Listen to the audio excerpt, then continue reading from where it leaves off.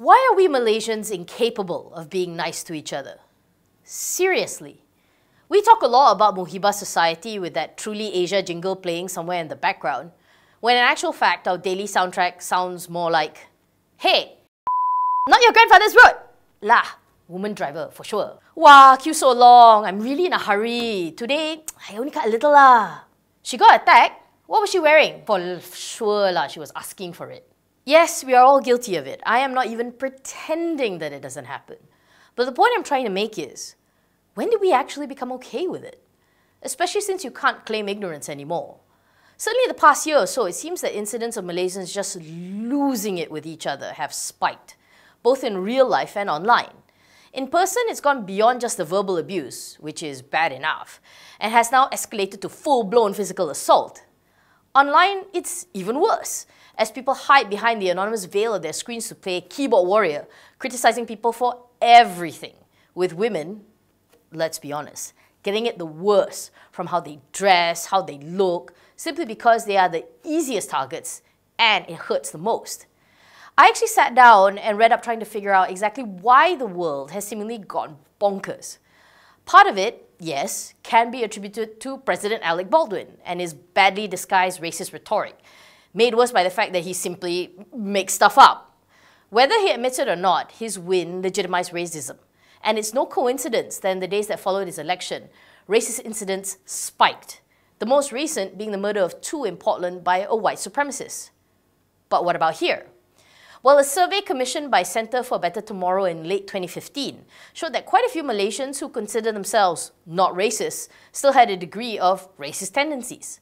Although more recent surveys have found that those in Gen Y tend to be more colourblind, but years of indoctrination have made it a really hard habit to shake. And if you don't believe me, go ahead and read the comments on any news piece to do with crime. The questions that pop up are always the same.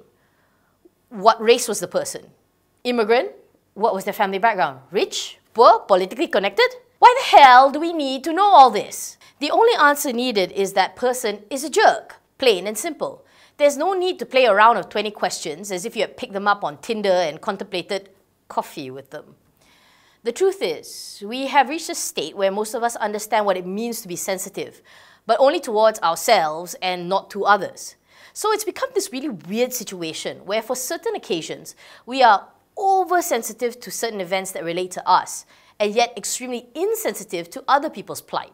I call this political correctness gone bonkers. Take the recent case with what happened with The Star, and yes, that extremely bad front page, where it had this headline about terrorism. The news of the day, mind you, was placed above this really beautiful picture of the start of Ramadan. Was it extraordinary bad judgment? Yes. Was it extremely tasteless? Yes. Should you be offended? Yes. Did it really require all the hate and the calls to the police station? I would argue no. Especially since someone pointed out that some other newspapers ran a similar headline picture combo, but with admittedly better delineation and but minus the outcry. Don't get me wrong, there is a really fine line between being oversensitive and just being outright hateful. I call it the mum line. Basically, before you type or say anything, ask yourself whether you would be okay saying that to your mum in front of everyone. I'm sure if more of us practice this, we would get less trolls for sure. The funny thing is, Malaysians were already told to stop being oversensitive and focus on the positivities of our multicultural society way back in 2013 by National Unity and Integration Department Director General Azman Amin Hassan. He said that people of various faiths had to closely interact in order to better understand each other, and that we should not divide ourselves on the fault lines of our faiths. When did we forget all that? Is it because we feel so repressed in real life, trapped in prisons made of either economic situations, debts, or family obligation, that the only way to be happy is to just repeatedly tell ourselves that we are right and then everyone else is wrong? Have we become so American in our need to be number one, and that mentality that we should screw other people before we get screwed, that we essentially don't care about who else is in our space? It is the smallest measure of taking back power in a world where we are powerless. And that is what we cling to. And the worst thing is that our gratification is instantaneous. All it takes is a like and we feel justified. The realization is that we are constantly in arguments we can never win. But maybe the best thing to do in this situation is to take a couple of steps back. We seem to have forgotten how to have simple, honest, fact-based discussions these days, where I respect your way, you respect mine, and at the end, we still go for tea life.